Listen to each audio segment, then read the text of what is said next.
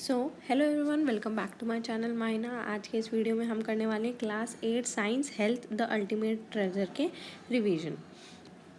तो सबसे पहले स्टार्ट करते हैं, जानते हैं व्हाट इज़ हेल्थ। हेल्थ क्या होती है? तो health means a state of complete physical, mental and social wellbeing, not just the absence of disease. यानी हेल्थ का मतलब क्या होता है? आप कंप्लीटली फिजिकली भी, मेंटली भी और सोशली भी आप क्या हो, कंप्लीट स्टेट में हेल्दी हो। हेल्थ का मतलब ये नहीं होता कि सिर्फ आप अगर बीमार नहीं हो तो हेल्दी हो, है ना। हेल्थ का मतलब होता है आप फिजिकली भी बहुत फिट हो, आप मेंटली भी बहुत फिट हो, सोशली भी आप बहुत अच्छे हो। तो उसे आप कंप्लीटली इन तीनों चीज़ों के मिक्स को आप हेल्थ कहते हो कि आप कंप्लीटली हेल्दी हो। ठीक है। A healthy person can work if efficiently, maintain good relationship and handle life challenges. यानी जो हेल्दी पर्सन होता है वो एफिशिएंटली वर्क कर सकता है, अपना एक अच्छे गुड रिलेशनशिप को मेंटेन कर सकता है, अच्छी फ्रेंडशिप होगी, आपके फैमिली टर्म्स अच्छे होंगे, है ना। हैंडल लाइफ सिचुएशन, यानी ज़िंदगी में कितनी भी प्रॉब्लम आएगी लेकिन आप उसको बहुत अच्छे तरीके से पॉजिटिव वे में लेंगे और अपनी ज़िंदगी की सारे चैलेंजेस, हार्डशिप को आप हैंडल कर सकते हैं।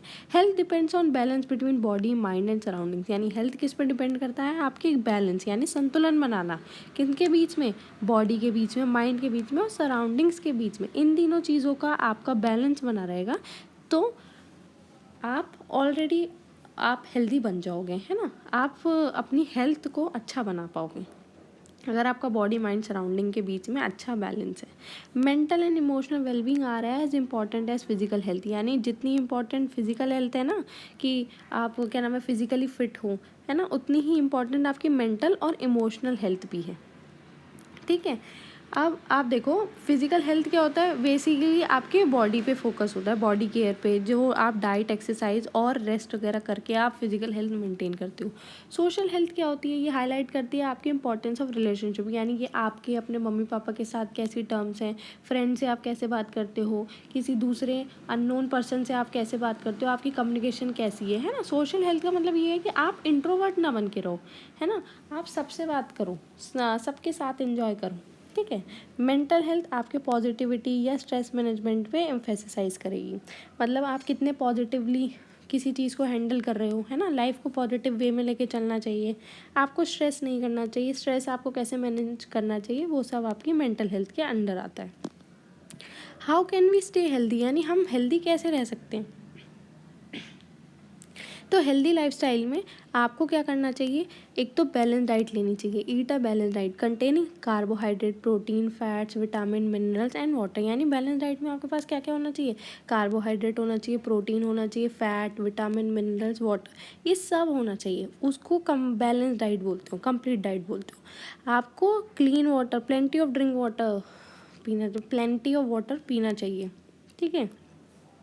रेगुलर एक्सरसाइज करनी चाहिए, फिजिकल एक्टिविटी करनी चाहिए, मेडिटेशन करना चाहिए, योगा करना चाहिए, जिससे आप फिजिकल हेल्थ को अपना अच्छा कर सको।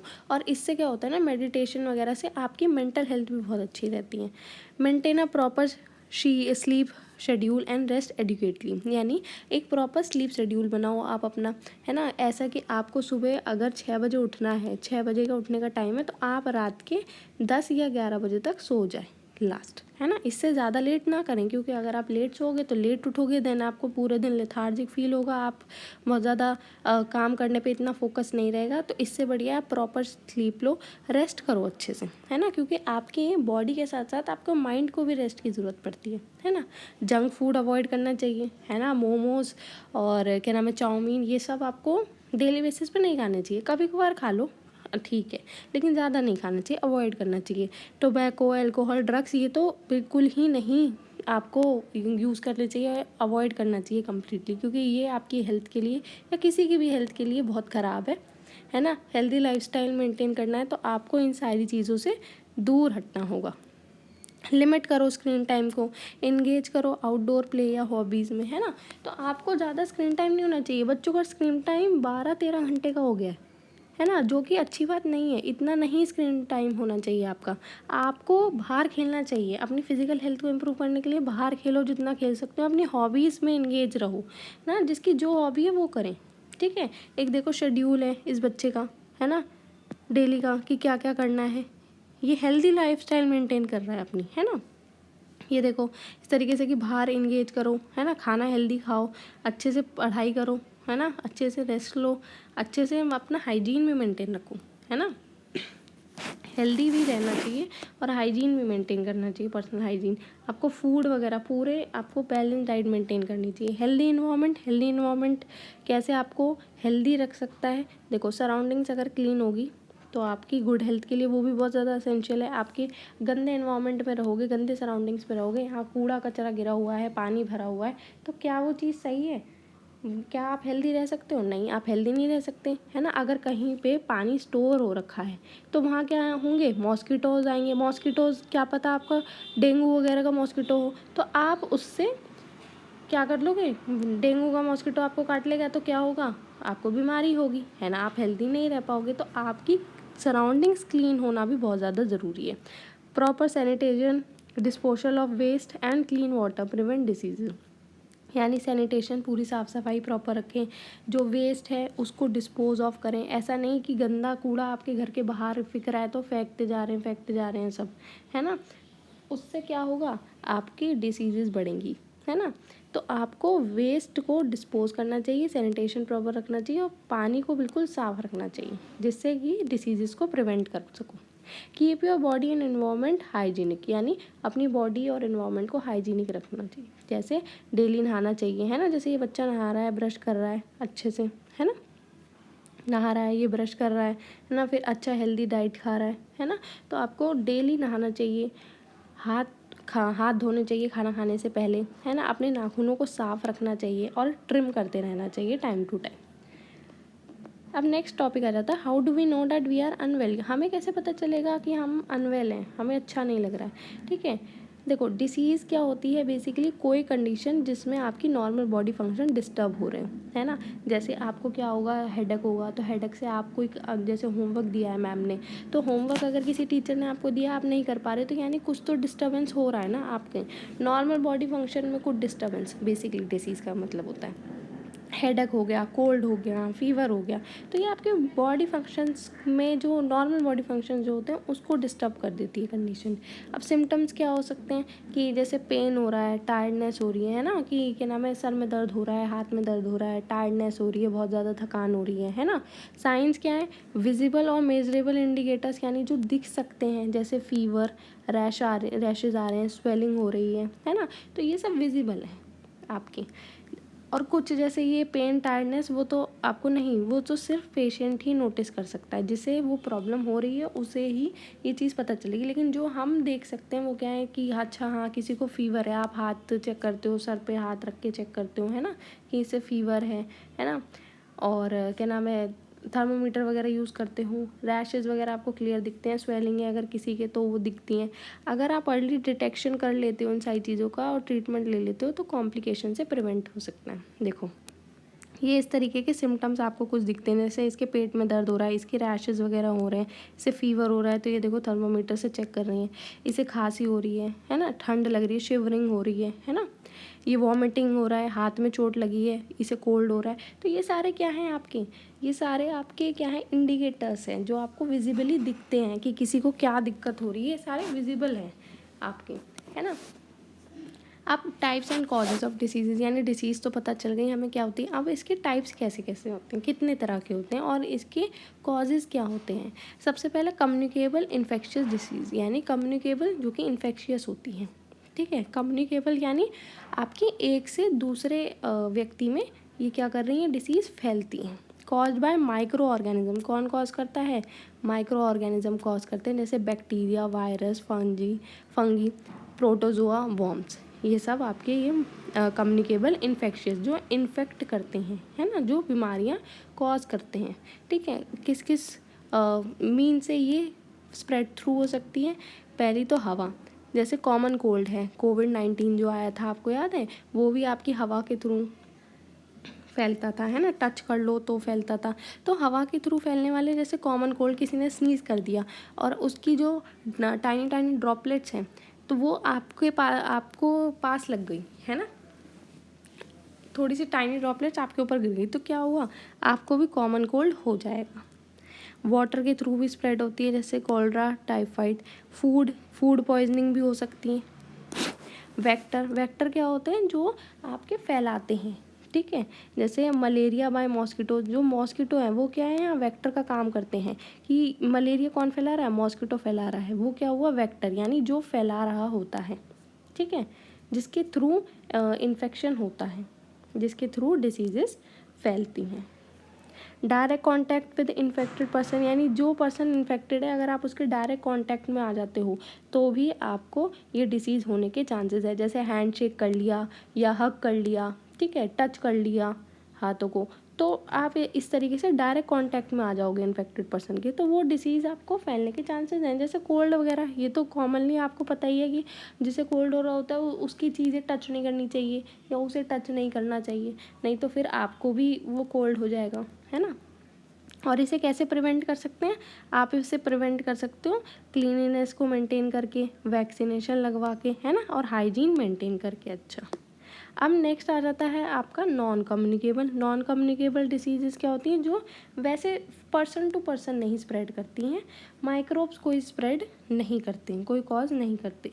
कैसे हो सकती हैं ये आपके अनहेल्दी लाइफस्टाइल से हो सकती है, जैसे ओबेसिटी, हार्ट डिसीज़, डायबिटीज़, ये सारे क्या हैं, ये फैलते नहीं हैं छूने से, है ना, ये किसी माइक्रोब से नहीं फैलते हैं। जैसे ओबेसिटी होता है, बहुत ज़्यादा मोटापा, हार्ट डिसीज़ है, किसी को होती किसी को नहीं होती, है ना, कुछ अनहेल्दी लाइफस्टाइल की वजह से आपको ये डिसीजेस हो सकती हैं, डायबिटीज़ हुआ, ये सब अगर आप डायबिटिक पर्सन को टच कर लोगे या क्या नाम है उसके डायरेक्ट कांटेक्ट में आओगे, या हवा, पानी, फूड, इनसे नहीं फैलेगा ये चीज़, वो आपकी अनहेल्दी लाइफस्टाइल वगैरह की वजह से, या न्यूट्रिशनल डेफिशिएंसी हो गई, है ना, इस तरीके से ये सारी जो डिसीज़ेज़ वगैरह हैं वो सब होती हैं। देखो, अनहेल्दी लाइफस्टाइल से आपके ओबेसिटी वगैरह होती है, आप ज़्यादा जंक फूड खाते हो, ज़्यादा ऑयली फूड खाते हो, या बहुत सारी चीज़ें और फैक्टर्स होती हैं जिससे ओबेसिटी, हार्ट डिसीज़, डायबिटीज़ होती है।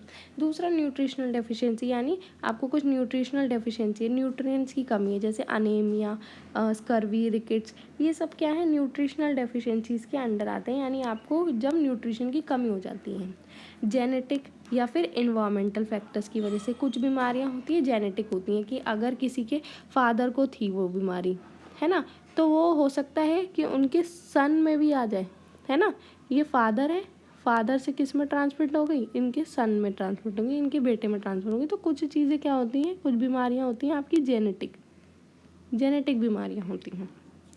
अब आप कैसे कंट्रोल कर सकते हो इसे, आप कंट्रोल कर सकते हो रेगुलर एक्सरसाइज से, बैलेंस डाइट से और हेल्दी हैबिट से, इन सब से आप इन डिसीज़ेज़ को कंट्रोल कर सकते हो। अब प्रिवेंशन क्या है, आप कैसे कंट्रोल करोगे डिसीज़ेज़ को, कैसे प्रिवेंट करोगे, तो देखो, सबसे पहली बात तो यही है, prevention is better than cure, यानी बीमारी होने से बेटर है प्रिवेंशन करो, ठीक है। क्योर यानी मतलब वैसे उसकी दवाइयाँ ढूंढने में या उसका इलाज कराने से बेटर है कि पहले से ही प्रिवेंशन करो, है ना, पहले से ही आप चीज़ों को प्रिवेंट करो कि ये नहीं खाना, इससे दिक्कत होगी, ज़्यादा शुगर खाऊंगा तो ये डायबिटीज़ होने के चांसेस हैं, तो पहले ही प्रिवेंट कर लो, ना कि बाद में आपको दवाइयाँ लेना पड़े या ढूंढना पड़े, है ना। क्योर मतलब क्या होता है, बीमारी को क्या नाम है हटाना, बीमारियों से लड़ना। बेसिकली क्योर का मतलब क्या होता है, बीमारियों से आप क्या करते हो, कुछ इलाज ढूंढते हो, है ना। क्योर मतलब होता है आपका इलाज, ठीक है। तो इलाज कराने से बेटर है कि आप पहले ही उसके खिलाफ प्रिवेंशन करो, ये अपने आप को रोको कि नहीं नहीं ये नहीं करना, ये अनहेल्दी चीज़ें हैं, ये नहीं लानी है अपनी लाइफस्टाइल में, ठीक है। Keep the environment clean and ensure proper sanitation, यानी इन्वायरमेंट को क्लीन रखना है और प्रॉपर सैनिटेशन का ध्यान रखना है। ड्रिंक बॉइल्ड और प्योरीफाइड वाटर, यानी प्योरीफाइड वाटर या फिर बॉइल्ड वाटर ही आपको पीना चाहिए। बॉइल्ड वाटर क्यों बोला गया है, क्योंकि ना जब आप पानी को एक सर्टेन टेम्परेचर पे बॉईल कर देते हो, मतलब पानी जब बॉईल होता है तो क्या होता है, उसके अंदर जितने भी माइक्रोब्स वगैरह होते हैं ना, तो वो सब क्या हो जाते हैं, ख़त्म हो जाते हैं, किल हो जाते हैं। तो इसलिए बॉइल्ड वाटर भी आप पी सकते हैं, वो भी प्योरीफाई फॉर्म होती है पानी की। फ्रेश और होम कुक्ड फूड ही खाएं, बाहर का जंक फूड ना खाएं। अपने हाथों को रेगुलरली धोते रहें और मुंह को कवर करें अगर आप स्नीज कर रहे हैं या कफ कर रहे हैं, यानी खांस रहे हैं या छींक रहे हैं तो अपने मुंह को ढक लें। Get vaccinated against common infectious disease, यानी जो कॉमन इन्फेक्शियस डिसीज़ हैं उनके खिलाफ अपने आप को वैक्सीनेट कराते रहें, वैक्सीनेशन ले लीजिए। डिस्पोज ऑफ वेस्ट प्रॉपरली, यानी वेस्ट का डिस्पोजल बहुत ज़्यादा ज़रूरी है। अवॉइड स्टेगनेंट वाटर, यानी रुके हुए पानी को अवॉइड करें, है ना, जिससे कि आपके मस्कीटो ब्रीडिंग ही ना हो। ठीक है। ट्रीटमेंट ऑफ डिसीज़, आप कैसे ट्रीटमेंट करा सकते हो आप डिसीज़ का? सबसे पहले तो आपको एक डॉक्टर को कंसल्ट करना चाहिए, प्रॉपर डायग्नोसिस लेना चाहिए और ट्रीटमेंट कराना चाहिए। ठीक है। गूगल पे सर्च करके गूगल के ही सजेशंस ना माने, आप एक डॉक्टर को कंसल्ट करें प्रॉपर। एंटीबायोटिक्स को यूज़ करें बैक्टीरियल इन्फेक्शन के लिए। देखो, एंटीबायोटिक जो होती है ना, वो बैक्टीरियल इन्फेक्शन के खिलाफ आपकी यूज़ होती है, अगेंस्ट यूज़ होती है बैक्टीरियल इन्फेक्शन को ख़त्म करने के लिए। आप उसे कभी भी वायरसेस को ख़त्म करने के लिए नहीं यूज़ कर सकते हो कि वायरल डिसीज़ है कोई तो एंटीबायोटिक्स ले ली। आप ले तो लोगे लेकिन उसका कोई असर नहीं होगा, क्योंकि वो बैक्टीरियल इन्फेक्शन को ख़त्म कर सकती है, ना कि वायरल। ठीक है। अवॉइड मिसयूज़ और ओवर यूज़ ऑफ मेडिसिन, यानी आपको किसी भी दवाइयों का मिसयूज़ नहीं करना चाहिए, ओवर यूज़ नहीं करना चाहिए, वो भी आपके लिए बहुत ज़्यादा हार्मफुल हो सकता है। Vaccines train the immune system to fight diseases like polio, measles and tetanus. ठीक है। वैक्सीन जो होती है इम्यून सिस्टम को ट्रेन करके रखती है कि अच्छा ये डिसीज़ अगर होगी तो हमें इस डिसीज़ के से कैसे फाइट करना है। ट्रेडिशनल सिस्टम जैसे आयुर्वेदा, योगा और मेडिसिन, ये क्या प्रमोट करती है? आपकी बैलेंस लाइफ को क्या नाम है, ये प्रमोट करती है, हेल्दी लाइफस्टाइल को ये प्रमोट करती है। आपको ये सारी चीज़ें अपनी ज़िंदगी में इंक्लूड करनी चाहिए, डे टू डे लाइफ में इंक्लूड करनी चाहिए। तो आई होप सो आपको ये चैप्टर समझ में आया होगा। Thank you so much for watching.